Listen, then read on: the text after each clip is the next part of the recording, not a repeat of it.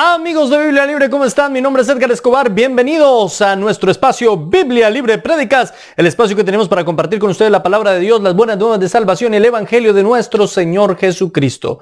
Damos la bienvenida a todas las personas que desde hace unos minutos están charlando, comunicándose ahora mismo con nosotros, están escribiendo, están hablando con sus hermanos, están bendiciendo a sus hermanos. Gracias por ese hermoso trabajo de coinonía, confraternidad e integración con otros hermanos en Cristo Jesús. Ese es también nuestro propósito, podernos acercar más a la palabra, a nuestros hermanos y al evangelio. Y hoy continuamos con nuestra serie Misterios del Génesis. Ya tuvimos la primera parte, una primera parte muy bonita alrededor de Abraham en el capítulo 12, donde hablamos precisamente de un hombre escogido. Hablamos del escogido del Señor y estábamos hablando básicamente de que el escogido del Señor no era necesariamente o solamente Abraham.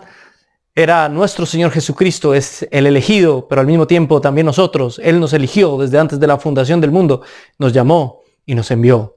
Así que damos gracias a Dios porque Él ha tenido por bueno que estemos aquí, que escuchemos la palabra. Y hoy tenemos un tema muy interesante. Hoy vamos a hablar del viaje a Egipto. Un tema muy interesante y muy polémico, por el cual muchas personas juzgan la palabra de Dios y dicen eso es equivocado, ahí hay un error, eso está muy mal y no les gusta para nada este pasaje. Sin embargo, vamos a ver hoy las hermosas enseñanzas que este pasaje tiene. Pero ¿qué le parece, mi hermano querido, si comenzamos orando, dándole gracias al Señor y pidiéndole que nos dé luz, que nos hable, que nos ayude alrededor de este tema? Hablemos con nuestro Señor. Amado Señor, te damos muchas gracias por estar en tu presencia, porque nos permites glorificar, exaltar y adorar tu santo, maravilloso y todopoderoso nombre. Gracias por cada uno de mis hermanos y hermanas que hasta ahora están ya conectados con nosotros, viendo esta prédica de domingo. Señor, yo sé que ellos vienen aquí con necesidades, además de inquietudes, cuestionamientos, comentarios, pero también con necesidades profundas. Yo te pido que hables a ellos, Señor, que respondas a muchas de esas necesidades, interrogantes y cuestionamientos que ellos tienen alrededor de las Escrituras. Hoy tenemos un tema muy lindo, muy hermoso, y te pido que nos ayudes y que nos des luz y que te manifiestes en medio nuestro.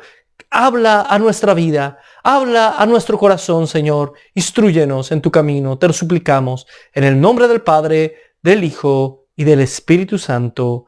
Amén y amén. Gloria al Señor. Hace unos días salí con mi hermosa esposa a un supermercado. Ella en este tiempo de verano, digo yo, se viste como una princesita, con unas faldas muy largas, pero muy bonitas, y es un vestido muy elegante, muy lindo, y se le ve muy bello, es muy elegante, de verdad. Sin embargo, a veces en el corazón de la gente hay cosas malas. Entonces estábamos allá en el supermercado, y en medio de eso me fijé que había un hombre que no paraba de mirarla. Y me enojé profundamente. Ella ni se dio cuenta, ella simplemente le gusta entrar y comprar una cantidad de cosas como a todas las mujeres. Pero yo le dije, bueno, ya, vámonos para la casa. Que dijo, ¿pero por qué? Todavía tenemos tiempo. Yo le dije, ya no tenemos tiempo, nos vamos. Y la tomé y me fui. ¿Por qué hice eso? Antes de que se me salga el viejo hombre. A nadie le gusta que le miren a su esposa. A nadie le gusta que le miren a su mujer. Claro, mi mujer es hermosa, pero para que yo la mire, no para que otros anden por allá. Y me enojé mucho, yo miré al tipo muy mal. Y le pedí al Señor, Señor, dame control, dominio propio, por favor, y me la llevé. Pues hoy vamos a analizar un caso, no digo parecido, pero vamos a ver un caso en el que hay una mujer hermosa y un esposo que no quiere que se la miren, obviamente. Hoy vamos a ver el caso de Abraham y Sarai en Egipto. Hoy hablaremos del viaje a Egipto. Pero comencemos mirando lo que la palabra de Dios habla al respecto de este tema. Comencemos mirando eso, mis hermanos queridos. Génesis capítulo 12, verso 10. Hubo entonces hambre en la tierra y descendió Abraham a Egipto para morar allá, porque era grande el hambre en la tierra. Bien, recordemos que han pasado apenas unos años, unos cientos de años después del diluvio, y el clima está cambiando. Ya no es ese clima perfecto anterior al diluvio, no, es un clima con grandes problemas, con grandes defectos. Es un clima donde a veces llueve y a veces no, como el que estamos viviendo ahora. Los cambios climáticos que tenemos ahora son consecuencia del pecado del hombre. Claro, hay calentamiento global, sí. ¿Y consecuencia de qué? Del pecado del hombre. Del pecado, no, hermano, es por los gases de efecto invernadero, los que están produciendo el calentamiento global. Sí, ¿y eso es consecuencia de qué? Del pecado del hombre. De que el hombre por su avaricia, el hombre por querer ganar más dinero, el hombre por querer tener más fortuna, no le importa la naturaleza, no le importan los animales, no le importa toda la creación de Dios que Dios mismo nos mandó a cuidar, sino que simplemente le importa la ganancia y el dinero. Entonces sí es consecuencia del pecado del hombre. Desde el principio los cambios climáticos fueron consecuencia del pecado del hombre. Seguramente no hubo lluvias. Y la zona de Canaán es una zona que necesita de lluvias. Porque básicamente, aunque hay una parte, digámoslo así, productiva, donde se pueden sembrar cosas, pues también hay una parte lejana al lago de Genesaret, al río Jordán y al Mar Negro, que es muy seca. Así que es necesario. Ahora, Abraham había sido mandado por Dios a ese lugar con la esperanza seguramente de tener la bendición, esa tierra, toda esa tierra Dios se la había dado a él. Y él estaba feliz porque Dios le había obsequiado esa tierra. Estaba en la tierra que Dios le había prometido. Y sin embargo había hambre. Había hambre en la tierra. Y eso es interesante. Uno podría ponerse a pensar y decir, Dios, ¿para qué sacas a Abraham de donde estaba, donde había buen alimento? En Harán había alimento. Era una ciudad comercial, pasaban muchas rutas comerciales por Harán, así que posiblemente ahí había mucho alimento y lo mandas a una tierra que, bueno, le dijiste que era de él, aunque por ahora no es de él porque le toca conquistarla y hay mucha gente que ya vive ahí, y en segunda instancia, pues ni siquiera hay comida. Y ahí es donde uno dice, pero ¿cuáles son tus planes, Señor? ¿Pero por qué no te entiendo, Señor? ¿Pero por qué permites eso? Cualquier parecido con nuestra cotidianidad es pura coincidencia. A nosotros nos pasa exactamente lo mismo, hermano. Sí, el Señor nos ha dado promesas maravillosas y hermosas, en el sí y en el amén. Sin embargo, en nuestra vida diaria, en nuestra cotidianidad, en nuestro diario vivir, generalmente no vemos eso instantáneamente. Las promesas de Dios no se cumplen de la noche a la mañana o en un abrir y cerrar de ojos. Hay todo un proceso. Deben pasar muchas cosas. Deben suceder muchas cosas. Y a veces le decimos al Señor, Señor, ¿pero por qué me trajiste hasta acá? ¿Por qué me trajiste hasta acá si sabías que iba a tener más necesidad que donde estaba? ¿Por qué? ¿Usted no cree que yo le he preguntado eso al Señor? También le he preguntado eso al Señor. ¿Por qué me trajiste hasta acá si aquí tengo más necesidad que donde estaba? Es que el Señor no está sacando a Abraham para hacerlo rico. De hecho, Abraham salió de Harán siendo rico. El asunto no es ser rico. El asunto, querido Abraham, es dejar un legado, marcar huella, hacer historia. Porque las riquezas acá en este mundo se van. Pero lo importante no es este mundo. Lo importante es la eternidad, la salvación. Por medio de Abraham iba a traer la salvación a todas las naciones en Jesucristo. Cuando Dios a veces nos saca de un estado de confort, de una zona de confort y comodidad donde estamos bien, a una zona donde no estamos tan bien, pensemos no tanto en por qué me sacaste ahora a sufrir, sino qué quieres que haga para ti, qué tan importante es lo que ahora yo tengo que hacer, que me has sacado hasta este lugar, hacia dónde debo ir, Señor, cuál es el camino que debo seguir. Eso era lo que él debía pensar.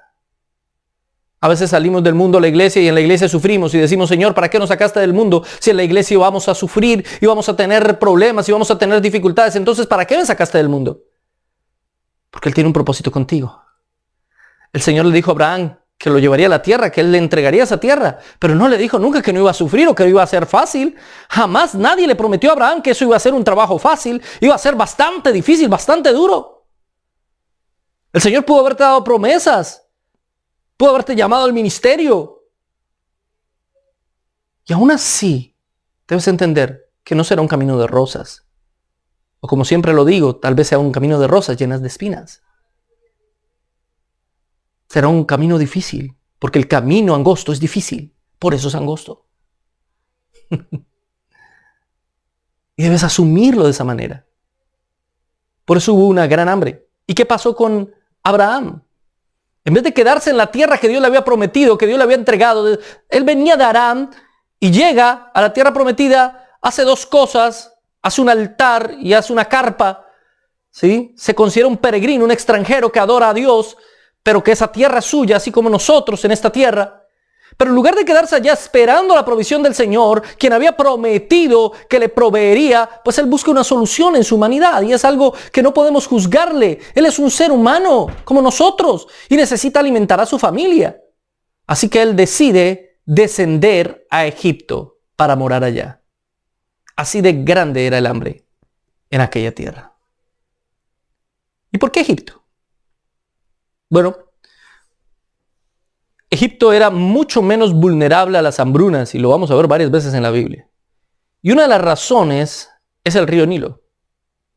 Mientras en Canaán, para poder sembrar, dependían de las lluvias, tempranas y tardías, en Egipto no, porque el agua con la cual ellos regaban la tierra para poder sembrar venía del río. Así que no dependían de las lluvias. Lo que quiere decir que Egipto era un país mucho más estable. De hecho, es el río Nilo y es gracias al río Nilo que Egipto se convierte en la superpotencia mundial. Egipto va a ser la superpotencia mundial en básicamente todo el Antiguo Testamento. Sí van a surgir otras superpotencias en algunos momentos más poderosas que Egipto, como en el caso de la Babilonia de Nabucodonosor.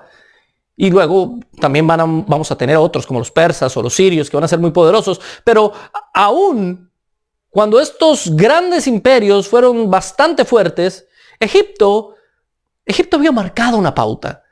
Egipto era una zona cuya riqueza era bastante grande. Se convirtió en un país poderoso gracias al río Nilo y a su provisión de alimento. De ahí tenemos las grandes, las enormes pirámides de Egipto, que no las construyeron los extraterrestres, por favor, no menosprecien la capacidad y el ingenio humano. Una cosa es que no sepamos cómo la construyeron y otra cosa es que por eso la construyeron los extraterrestres. Sí, o sea, no.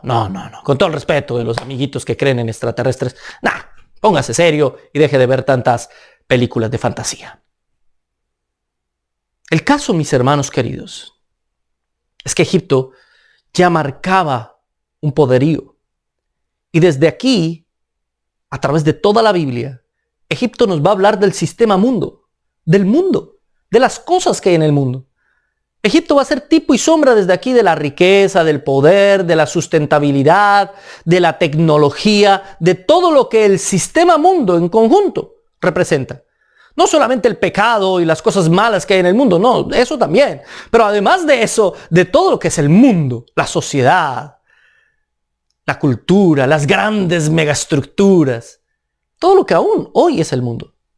Eso representa Egipto. Así que Abraham, en medio de la hambruna, decide bajar a buscar en Egipto alimento, a buscar al mundo alimento. A veces estamos en la iglesia, Dios nos ha traído a la iglesia prometiendo que esa será la tierra prometida. Estamos aquí felices y contentos, pero morimos de hambre. ¿Y entonces qué hacemos? Vamos al mundo. Vamos a ver si en el mundo nos dan algo más. Preferimos echarnos una escapadita porque aún estando en la iglesia nos sentimos tristes, deprimidos, sentimos que nuestra vida no tiene propósito, aún estando en la tierra que Dios prometió para nosotros, aún habiéndonos llamado Dios, no nos sentimos felices porque creemos que el propósito de la vida es sentirse feliz. Y ser feliz no tiene nada que ver con sentirse feliz. Ser feliz tiene que ver con confiar en Dios, con descansar en Dios. Con que no importa mi situación, estoy feliz porque sé que Dios me sostiene. Estoy tranquilo y confiado en Dios porque sé que estoy en su mano. No tengo temor. ¿A quién temeré? ¿De quién he de atemorizarme? Si el Señor está conmigo. Entonces, mi hermano querido, aquí vemos un Abraham que le falta la fe. Evidentemente. ¿Qué pasó con la fe de Abraham? Él debió haber dicho, la promesa de Dios se cumple porque se cumple, es Dios quien me lo prometió, eso se va a cumplir. Pero no, él estaba viviendo como un jabirú. ¿Qué era un jabirú? Un nómada. Así estaba viviendo, peregrino, extranjero en esa tierra. Los Jabirús se hacían en las montañas, vivían un rato en un sitio y se iban para otro. Así estaba viviendo, en medio de la escasez. Y él dijo, yo estaba acostumbrado a vivir bien.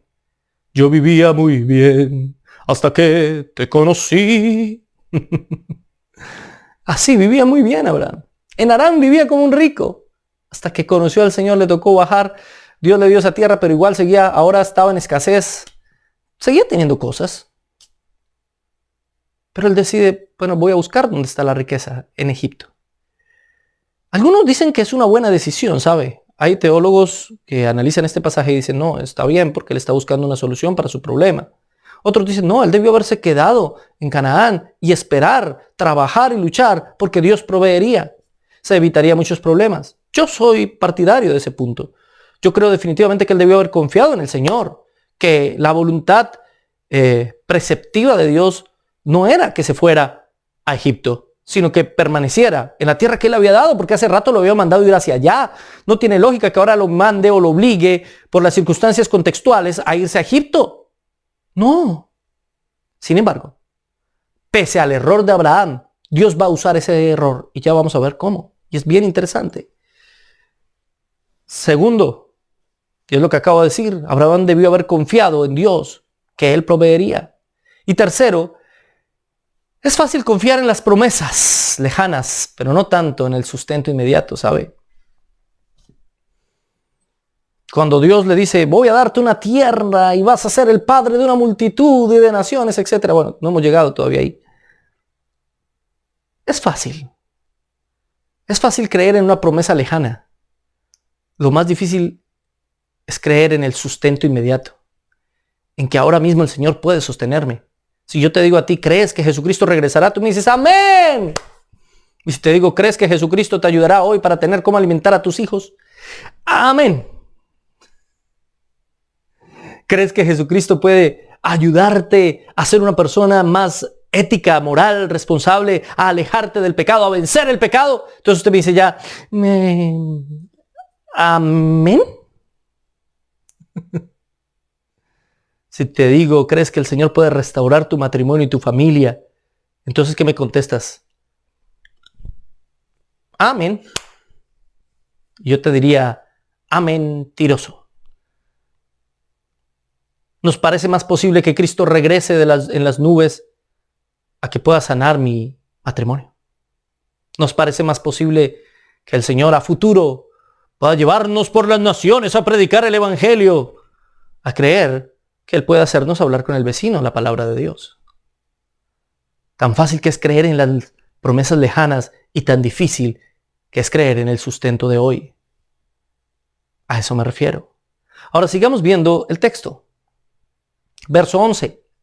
Y aconteció que cuando estaba para entrar en Egipto, dijo a Sarai, su mujer, he aquí, ahora conozco que eres mujer de hermoso aspecto. Momento, que soy lento. Él se va a Egipto. Lleva años casado con Sarai. Y solo hasta que llega a Egipto se da cuenta que la esposa es bonita. Solo hasta que llega a Egipto se da cuenta que es una mujer de hermoso aspecto. Claro, como sabe que en Egipto sí se la van a mirar, ahí sí la valora, ¿cierto? Ahí sí, oiga, usted está como simpática. Oiga, usted está como bonita. Hasta atractiva si es usted. No, allá en Egipto me la quitan. Si usted ve, antes de esto, Abraham ni había mencionado el aspecto de Sarai. No lo había mencionado para nada. Daba por hecho que estaba con él y ya. Y que él era el hombre más importante de Harán. O si no, que él tenía la tierra de Canaán. Pero ahora que está en Egipto, que es un país mucho más poderoso, donde él no es nadie, donde hay hombres bien poderosos y bien ricos, que van a ver la hermosura de su mujer, ahí sí se asustó, ¿no? Ahí sí, cualquier parecido con la realidad es pura coincidencia. ¿Cuántos esposos no comienzan a valorar a sus mujeres solamente cuando otros comienzan a verlas? Dígame si no. ¿Cuántos maridos no son así? Años sin decirle nada bonito, pero comienza a ver que otro le dice, oiga, su mujer está como simpática, cuidadito. Cuidadito. Y ahí sí comienza a celar a la mujer, ¿no? ¿Usted por qué le sonríe tanto a mis amigos, ah? ¿Por qué? ¿Qué quiere? ¿Que le digan que es bonita? Ahí sí se dieron cuenta. Valórela de una vez. De una vez. Valórela ahora mismo. Dígale a su esposa que es linda, que es bonita. Piropéela a usted para que no se sorprenda por el piropo de otro. Dígale cosas hermosas a usted antes de que otro comience a endulzarle el oído. Dígaselas usted. Usted es el esposo, usted tiene la responsabilidad, usted tiene el derecho de decirle cosas hermosas a su esposa, así que no espere que otro venga y le diga esas cosas hermosas. ¿Y qué más pasa aquí? Hay que considerar una cosa. Sarai tenía 60 años. 60 años, pero considere que Sarai vivió hasta los 127 años. Acá tenía 60. Así que aproximadamente estaba en la mitad de su vida. Recuerde que en aquel entonces la gente vivía más tiempo. Por lo tanto, es muy posible que ella, aunque tenía 60 años, se viera como de 30 y tantos.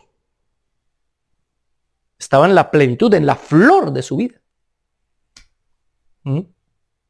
Se veía como de 30 y tantos.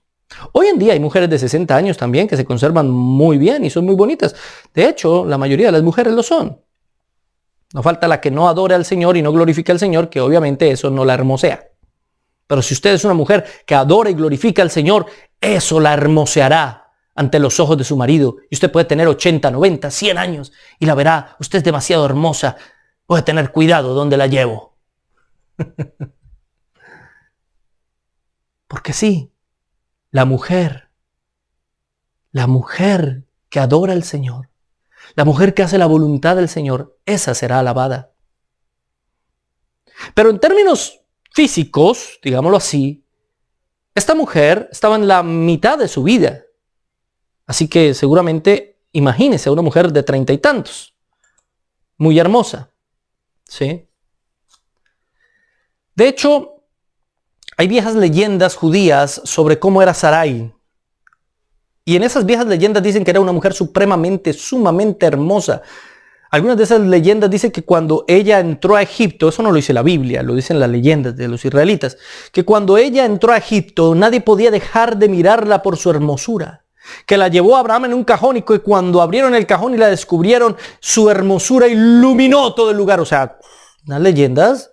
Que las mujeres egipcias parecían monos al lado de ella. Eso dicen las leyendas judías, no la Biblia. Lo cierto es que era muy hermosa. Y Abraham no es el único que se va a dar cuenta de eso. No es el único. Verso 12. Dice Abraham: y cuando te vean los egipcios, dirán, su mujer es, y me matarán a mí, y a ti te reservarán la vida. Ahora pues, di que eres mi hermana, para que me vaya bien por causa tuya, y viva mi alma por causa de ti. ¿Cuál era el miedo de Abraham? Si usted nota las palabras de Abraham, en sí eran egoístas. O sea, Abraham no le dice, uy no, ¿qué tal tú te enamores del faraón y me dejes a mí solito? Solo y abandonado sin ti, amor de mi vida. La promesa de Dios ha sido por ti. No. Y eso es lo que debió haber dicho. Pero no es eso lo que dijo. Lo que dice es, uy no, si la ven a usted bien bonita, me mata a mí, se quedan con usted y yo que, no, venga, digamos que somos hermanos. Diga que somos hermanos y así solucionamos el problema. Porque no quería morirse. Era un pensamiento egoísta. Él estaba pensando más en él que en su mujer. Hay hombres que tristemente son así de egoístas, que están pensando más en ellos mismos que en su esposa. Que son súper celosos, pero no porque les dé miedo o porque no quieran perder a su mujer porque es muy valiosa. No, sino porque es hombre y al hombre no le quitan nada de lo que es suyo. Porque eso va en contra de su hombría. Son unos machistas y son unos egoístas. Y más adelante vamos a ver cómo Abraham no se ha dado cuenta del valor de Sarai. El valor de Sarai es enorme. ¿Sabe por qué? Porque la promesa que Dios le dio a Abraham era por medio de Sarai. Era por medio de ella. no de ninguna otra mujer. Abraham tuvo después hijos con otras mujeres, antes y después de tener con Sara.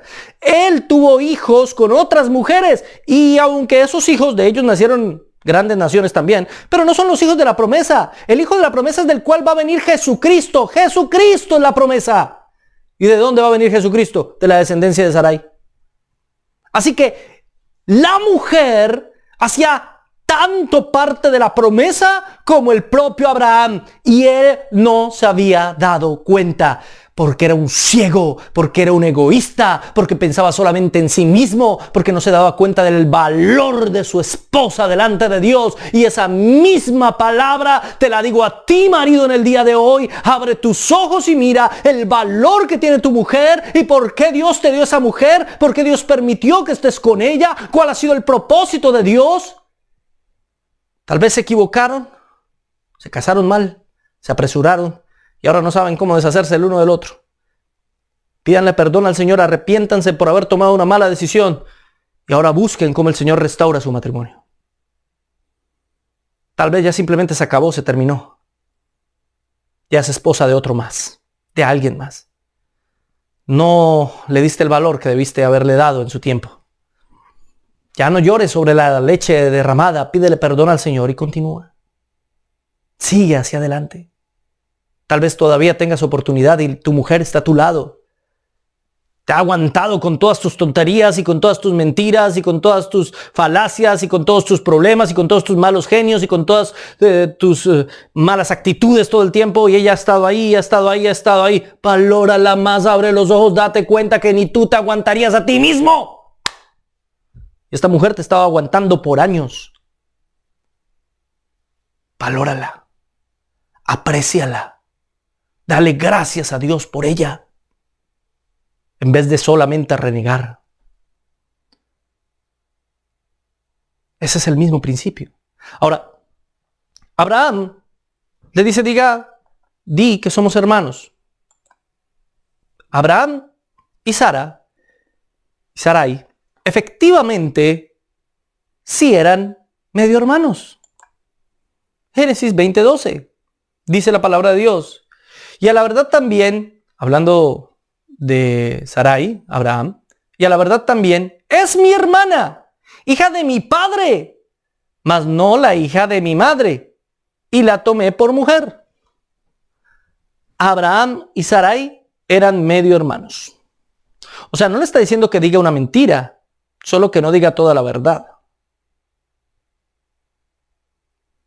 Eso es lo que le está pidiendo Abraham a su esposa. Vamos aquí a tratarnos como hermanos. No le digas que además de hermanos somos esposos. Eran medio hermanos y uno dice, ¡incesto! Sí. Pero en aquella época no existía la ley, recuerde eso. Así que el incesto no estaba prohibido. El incesto se dio desde el principio. ¿O con quién se casó Caín? Aquí lo hablamos. Tuvo que haber sido con una hermana. Lo mismo pasó con Set. Tuvo que haber sido con una hermana de él. En estos primeros siglos de la humanidad, eso no era perjudicial, no era algo malo.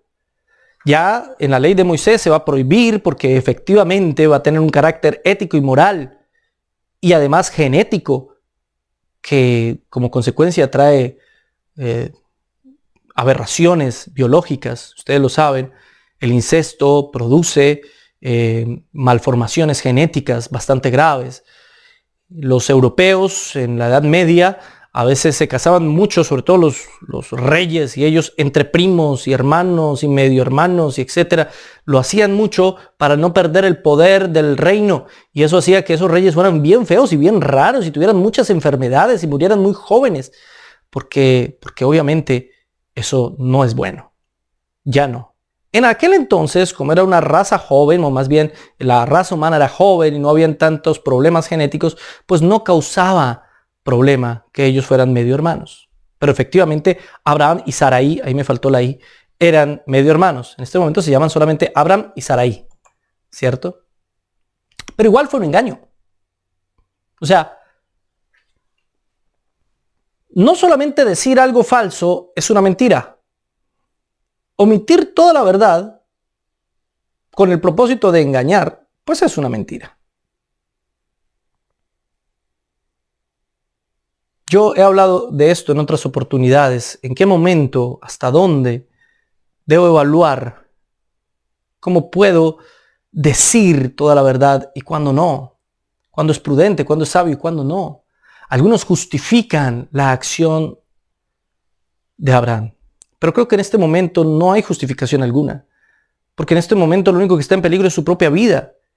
Y Dios le había prometido que de él haría una nación grande. Así que al buscar este engaño, él lo que está haciendo es no confiando en Dios. ¿Se dan cuenta que aquí todavía no era el gran héroe de la fe que encontramos en Hebreos? Él aquí lo único que está haciendo es no confiando en el Señor. El Señor le dijo, voy a hacer de ti una nación muy grande, te voy a dar esa tierra. Eso va a pasar sí o sí, pese a ti mismo, Abraham. Pese a ti mismo va a suceder, porque yo lo definí así.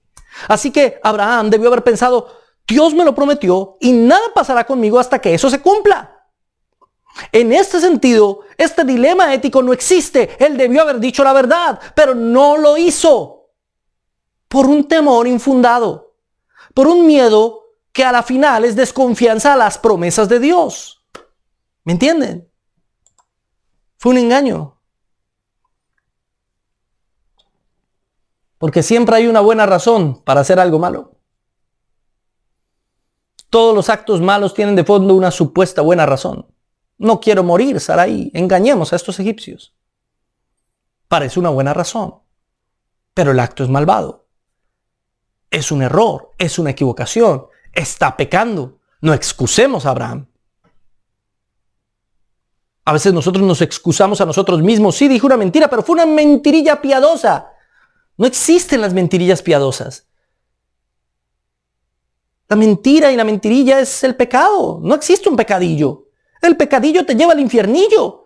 No existe algo así, mi hermano. Todos los pecados tienen el mismo o la misma consecuencia. Apartarnos de Dios, la condenación. Así que pídale perdón al Señor y no justifique sus pecados, no justifique sus engaños y no justifique sus mentiras. Todos en algún momento de nuestra vida hemos justificado nuestros engaños y nuestras mentiras. Es que si yo le decía la verdad, después ¿quién se la aguanta? Es que si yo contaba todo, después se me viene el mundo encima. Es que perdería el trabajo. Es que esto, es que aquello. ¿Y dónde está nuestra confianza en las promesas del Señor? ¿Dónde está nuestra confianza en que Dios está con nosotros? Es que precisamente es por nuestro engaño y nuestra mentira y nuestro pecado que desconfiamos de las promesas del Señor.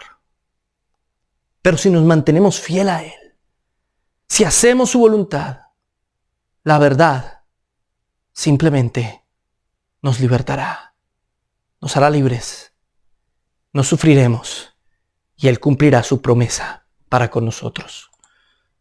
No estoy diciendo que como cristianos no suframos. Estoy diciendo no sufriremos por nuestro pecado. Él nos librará. Y aunque tengamos sufrimientos en esta vida, su final será un buen final. Nuestro final será un buen final. Todo terminará bien. Todo saldrá bien. Ahora bien, esta mujer era muy bonita. No la odien por ser bonita. Su belleza parecía una maldición en vez de una bendición. Y es que eso termina siendo para algunas personas, sobre todo para las mujeres.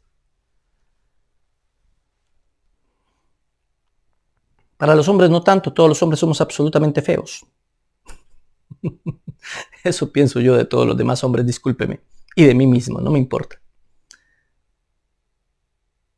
Pero las mujeres tienen una belleza maravillosa. Y tristemente, el hecho de que Dios les haya dado esa belleza les ha causado muchos problemas.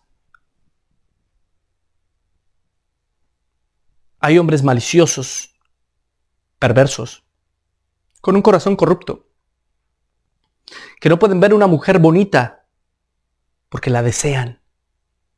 Recuerde lo que dice la palabra de Dios. Aquel que ve a una mujer para desearla, dice el Señor, ya adulteró con ella en su corazón. Ya hay un adulterio en su corazón, en su mente, en sus deseos. Una cosa es ver a una mujer y decir, wow, qué bonita está.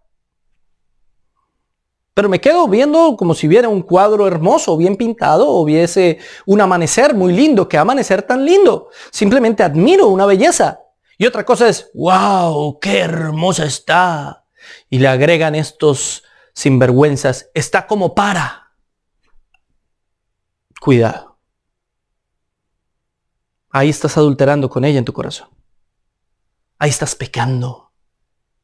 El mal no está en esta mujer. Dios la hizo así, la hizo bonita. ¿Qué podemos hacer?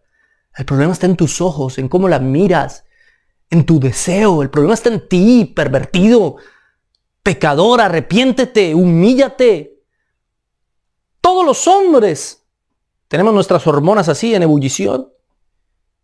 Y es inevitable que las mujeres nos parezcan bonitas. Me preocuparía más que no le parezca bonita. Pero una cosa es que le parezca bonita y otra muy diferente es a que le produzca deseos. Son dos cosas muy distintas. Los cristianos debemos tener nuestro deseo exclusivo para nuestra esposa y solamente para ella. Ahora, no ande diciéndole a su esposa qué bonitas son otras, porque eso habla muy mal de usted. Siempre exalte cuán bella es ella, que no hay otra como ella, que es la más hermosa de las hermosas. Eso es lo que un marido cristiano debe hacer. En segundo lugar, aunque era una mujer de avanzada edad,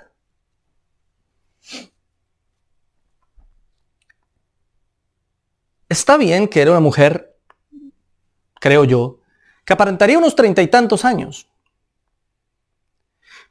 Pero ¿sabe que eso ni siquiera tiene que ver con la edad? En mi país el transporte público es algo difícil, por decirlo menos. Uno se sube a los autobuses atestados de gente, con una cantidad de personas allá, pegaditos, muy pegaditos. Yo detesto el transporte público, prefería irme en bicicleta, en automóvil, en motocicleta, a pie, en cualquier cosa. Solamente por obligación me iba en el transporte público. Pero cuando iba en ese transporte público, los años que tuve que hacerlo, uno de vez en cuando, y sé que ustedes los que en sus países ven estas escenas, han visto esas escenas de hombres intentando acercarse más de lo debido a mujeres, tocarlas, manosearlas.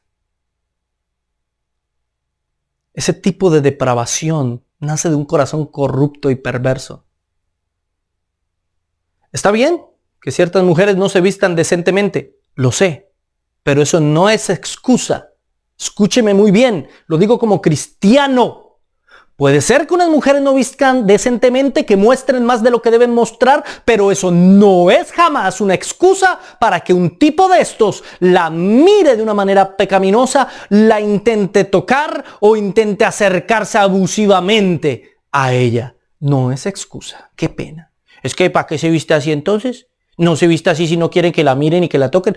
No, señor. No, señor. Allá ella en su problema con el Señor y cómo tendrá que dar cuenta de cómo se viste. Pero usted tiene que dar cuenta de lo que piensa y de lo que hace. No hay forma de excusarse. No hay forma de excusarse alguna. Respetemos a las mujeres hermosas y a todas las mujeres en general porque todas son bellas. Respetémoslas. Porque Dios las hizo a todas con una belleza especial, maravillosa y distintiva. Guardemos el respeto hacia ellas y sobre todo respetemos a nuestras esposas. Usted me podrá decir, yo nunca he sido infiel a mi esposa. Nunca. Qué bueno. Pero seamos honestos. ¿Lo has pensado? ¿Has deseado? Tal vez has querido. Gracias a Dios no lo has hecho. Pídele al Señor perdón por lo que en tu corazón has hecho. Arrepiéntete, porque no sabes las consecuencias tan terribles, que solo pensarlo te va a traer consecuencias terribles, terribles. Así me digas después, yo no, pero es que yo nunca toqué a ninguna otra. No, pero por solo pensarlo vas a tener terribles consecuencias. Créeme, ni lo pienses. Aleja todo lo que te estimule a ese tipo de pensamientos. El celular, la computadora, la televisión, aléjalo. Para algunos hombres lo mejor es concentrarse y mirar solo a su mujer, solo a ella. Así como hacen con los caballitos, que les ponen unas cositas acá para mirar solamente el camino. ¿Se han visto los caballos? Así toca con algunos varones. Qué pena, pero toca. Ponernos así, hermano, y mirar solo a la esposa, solo a la esposa. No miramos para ningún otro lado.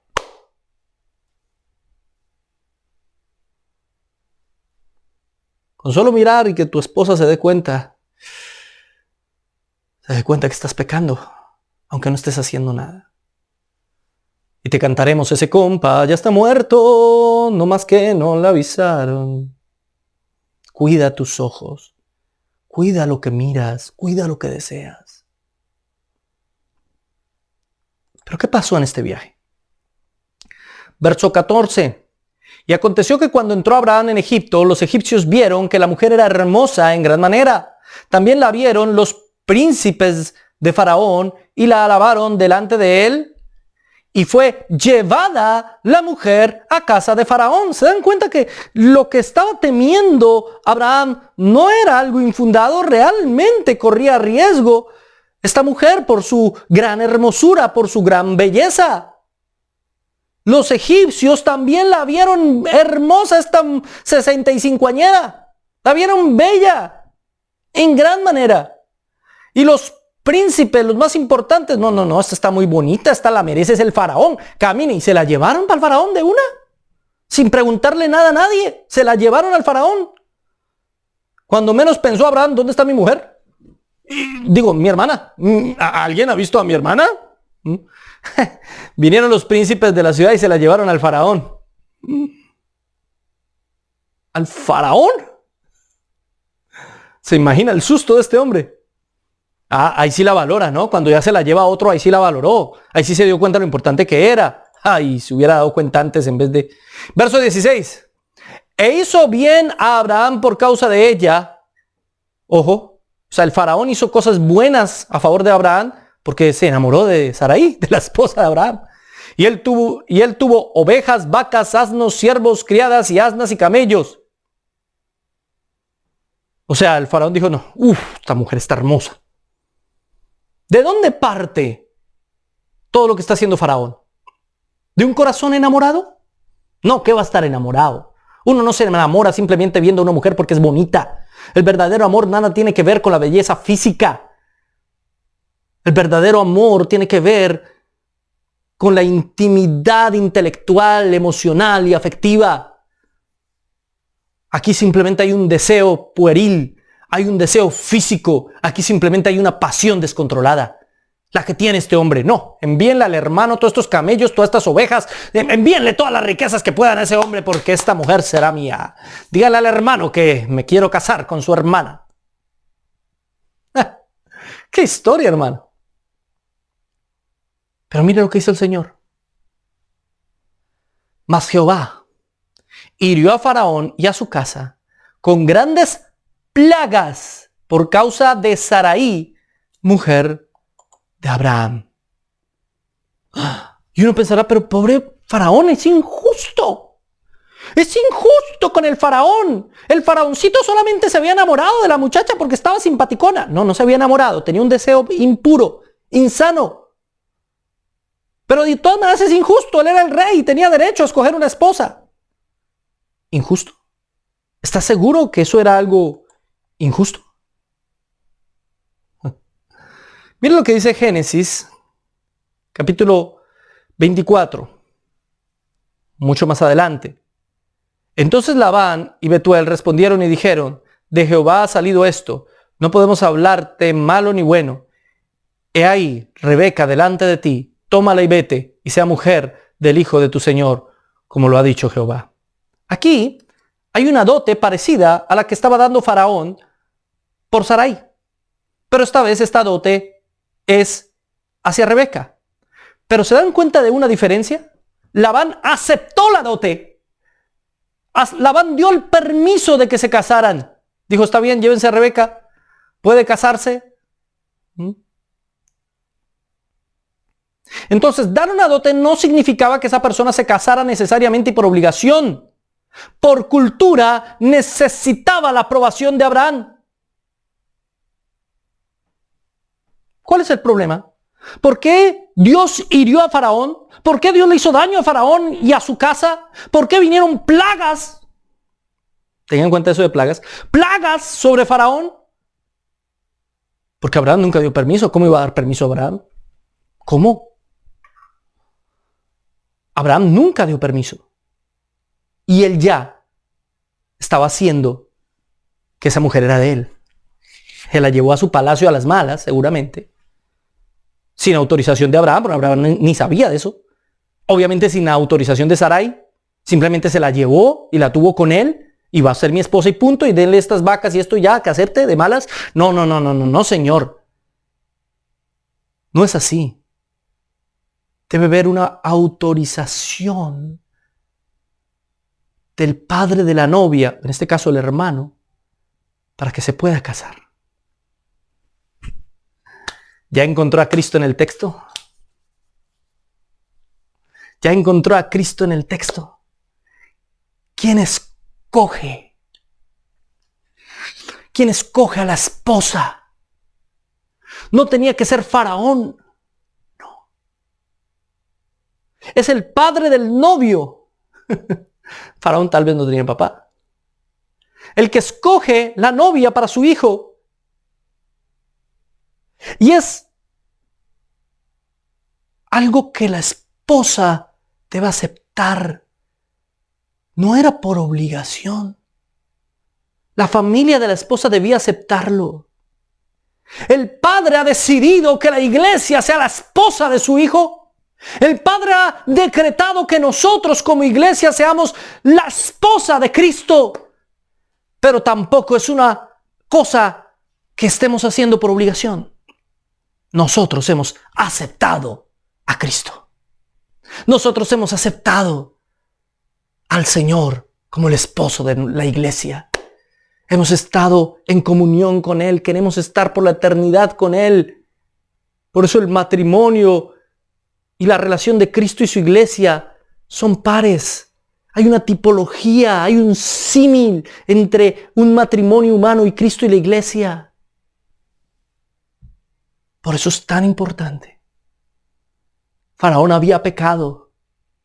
No había tomado en cuenta la decisión de Abraham ni la de Sarai.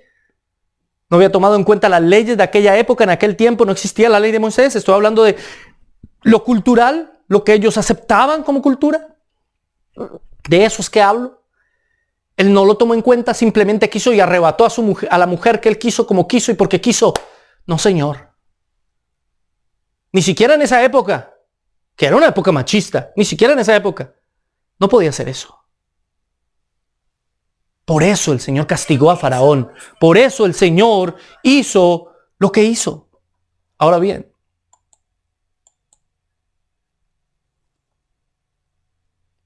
ni tus errores pueden dañar los planes de Dios. Si Él te eligió, ni tú lo puedes impedir. Ni tus propios errores pueden dañar los planes del Señor. Abraham se equivocó.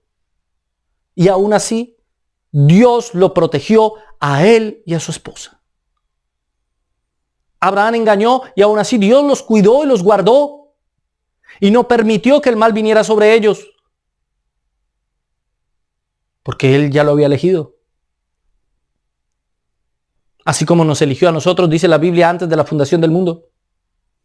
Y ni nuestros propios errores, ni nosotros mismos, ni la vida, ni la muerte, ni ángeles, ni principados, ni potestades, ni ninguna otra cosa creada nos podrá separar del amor de Dios, que es en Cristo Jesús, Señor nuestro.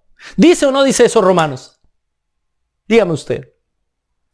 Judas dice, en el versículo 24, y a aquel que es poderoso para guardaros sin caída y presentaros sin mancha delante de su gloria con gran alegría. Él se está preparando una esposa para sí mismo, sin arruga, ni mancha, ni cosa parecida. Y dice que Él es poderoso para guardarnos sin caída y presentarnos sin mancha. Él es el que nos está purificando. Todo esto, mi hermano, todo esto es el proceso de Dios. Dios permite que Abraham se equivoque porque le está enseñando, está puliendo su fe, está trabajando en él.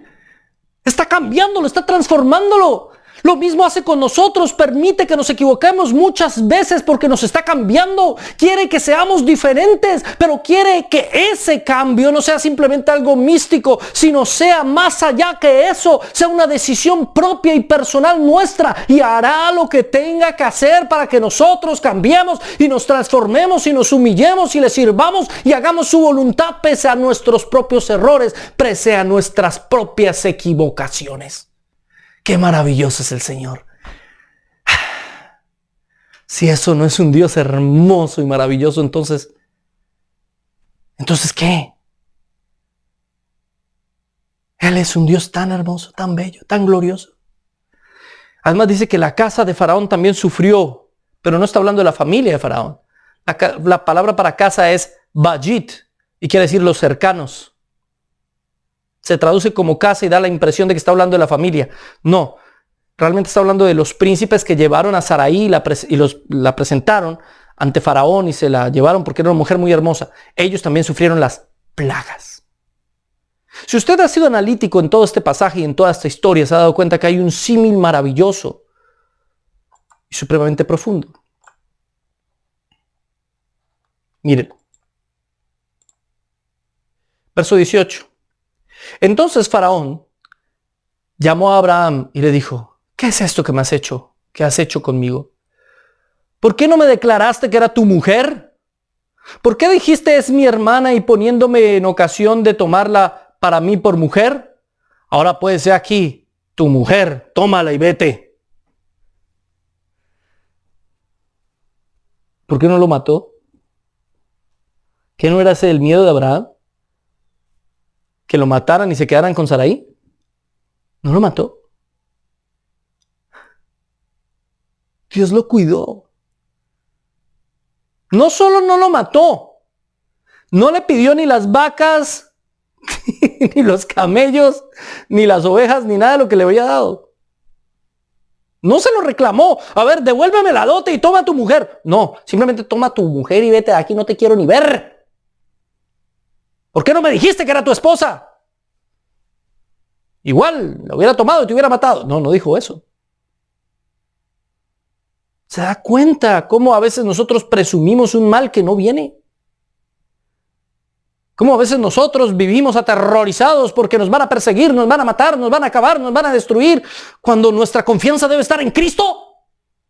Así hay mucho cristiano hoy en día, aterrorizado por los LGTBI, por los de aquí, por los de allá. No, este mundo, no, esto va a estar muy mal. No, nos van a perseguir, nos van a destruir. Nos están persiguiendo por Facebook, nos están persiguiendo por YouTube, nos están persiguiendo por todo lado. ¿Y qué? ¿Y qué? ¿En qué Dios ha confiado usted? ¿No ha confiado en el Dios que prometió que regresaría y que nos daría una tierra nueva y un cielo nuevo? ¿No ha confiado en un Dios que ha dicho que no prevalecerá las puertas del Hades contra la iglesia? ¿No ha confiado usted en un Señor que prometió pasarán el cielo y la tierra, pero sus palabras no pasarán? Yo he creído en ese Dios.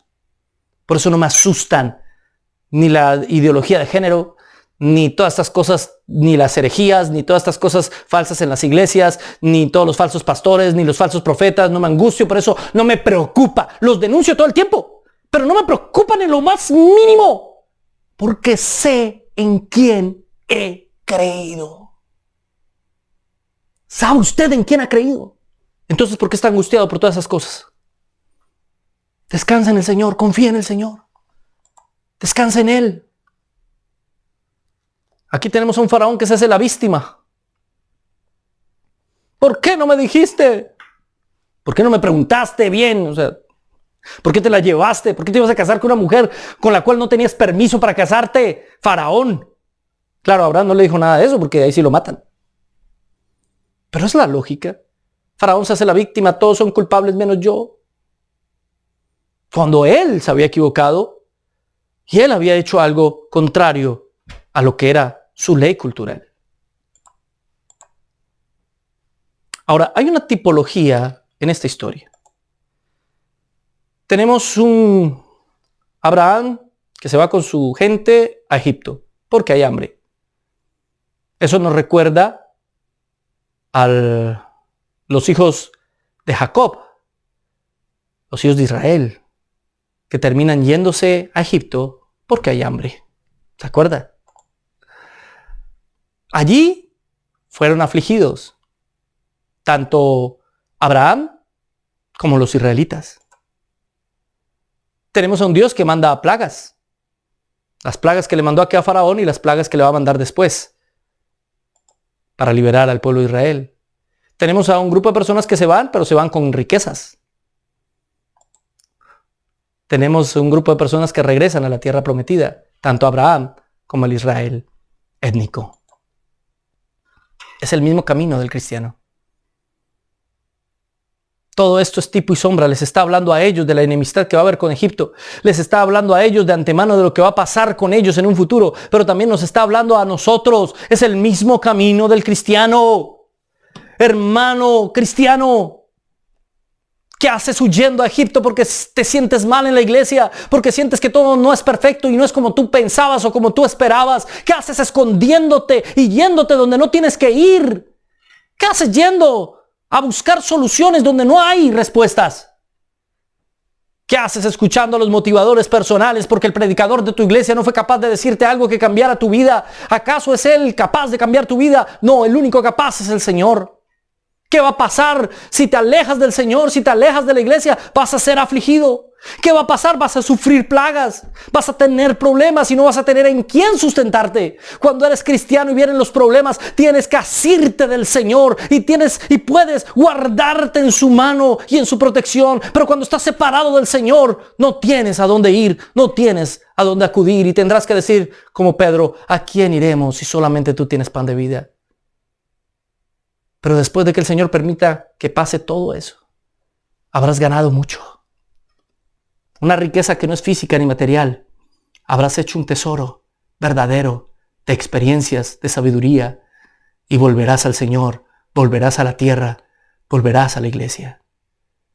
Todos los cristianos en algún momento hemos salido de la iglesia y vuelto al mundo. ¿Sabía usted eso? Piénselo. Hubo un momento en su vida que usted pudo incluso seguir yendo a la iglesia, pero se enfrió. Y le comenzaron a gustar más las cosas del mundo. Y después se vio enfrentado a lo feo y lo terrible y la maldad que hay ahí y sufrió. Pero aprendió y volvió. Y ahora está aquí, escuchando la palabra de Dios y aprendiendo del Evangelio. Es el camino de Abraham. Es el camino de Israel. Es el camino del cristiano. Alejarnos de él nos trae consecuencias, pero aprendemos de esas consecuencias.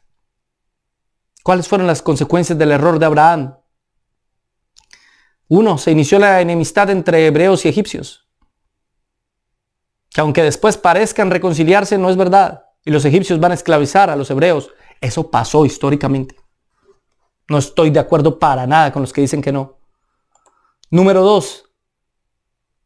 De ahí de Egipto salió Sara con una esclava llamada Agar. Y eso le va a causar problemas a Abraham enormes.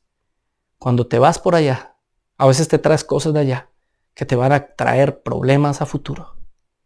Deshazte de todo lo que pueda ser obstáculo entre tú y las promesas del Señor. Pero aún así Dios fue trabajando con la fe de Abraham. Por medio de sus propios errores lo fortaleció, le enseñó, trabajó con él. Con sus propios errores lo moldeó y le enseñó. Por eso termino con esta frase de Barnhouse. Él dice, la fe no es un hongo que crece en la noche en tierra húmeda. Es un roble que crece por 1000 años bajo ráfagas de viento y lluvia. el padre Abraham, el padre de la fe, por segunda oportunidad nos muestra su poca fe. Pero está creciendo, está madurando, está aprendiendo, está siendo derrotado de nuevo. Pero todas esas derrotas servirán para una enorme victoria que tendrá a futuro. Así es Dios con nosotros. No te canses de hacer el bien. A tu tiempo llegarás. Las dificultades, las luchas, los problemas que enfrentas. Es Dios moldeando tu vida, trabajando contigo, enseñándote, haciéndote una mejor persona, un mejor cristiano, un mejor hombre, una mejor mujer. Asume las dificultades que se te presentan en la vida, reconócelas y dale gracias al Señor. Porque en todo y con todo Dios tiene un propósito, una oportunidad, te está madurando, te está haciendo entender, está trabajando con tu vida, te está haciendo un verdadero creyente, un verdadero cristiano, un verdadero siervo de Dios. Pese a tus errores, ni siquiera tus errores impedirán su propósito. Pese a tus fallas, ni siquiera eso va a limitar a mi Señor. Oremos, mi hermano. Gracias, Señor, te damos por esta reflexión que hemos tenido en el día de hoy. Gracias por cada cosa práctica y aplicable que hemos estudiado en medio de este ejemplo de lo que pasó en la vida de Abraham. Ayúdanos, Señor, a aplicarlo en la propia. Ayúdanos a entender, Señor, lo que sucedió realmente en este evento. Ayúdanos a ir siempre con la verdad. No hay razón ética y moral en este caso para engañar, como en casi ningún caso. Por eso ayúdanos a ir siempre con la verdad, con sabiduría, con prudencia. Ayúdanos a valorar a nuestra pareja, a nuestra esposa, a valorar lo hermosa que es. Ayúdanos a cuidar nuestra mente, nuestros pensamientos, también a las mujeres.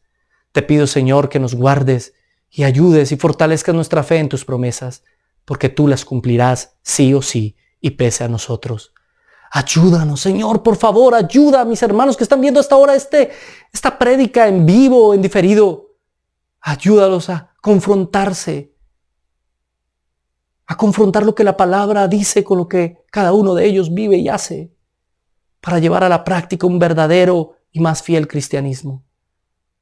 Nos postramos a tus pies, nos colocamos en tu presencia y nos rendimos ante ti, Señor.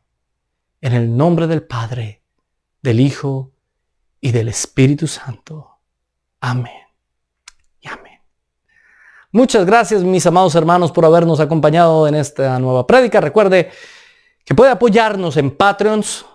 Escribe ahí en Patreons, la página de internet Biblia Libre, y ahí si quieres, si le nace en el corazón apoyarnos, bienvenido. También por Cash App nos pueden apoyar, signo de pesos, Biblia Libre.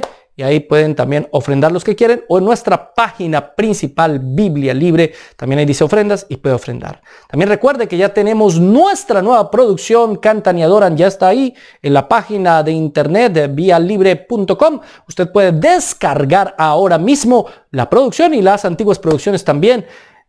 Mucho más fácil que antes, mucho más cómodo y a unos precios muy muy bajos, lo más bajo que podemos, porque realmente lo hacemos simplemente no para ganar dinero, sino para poder subsanar los gastos que se produjeron tras la producción, ¿sí? Porque toda producción tiene unos gastos.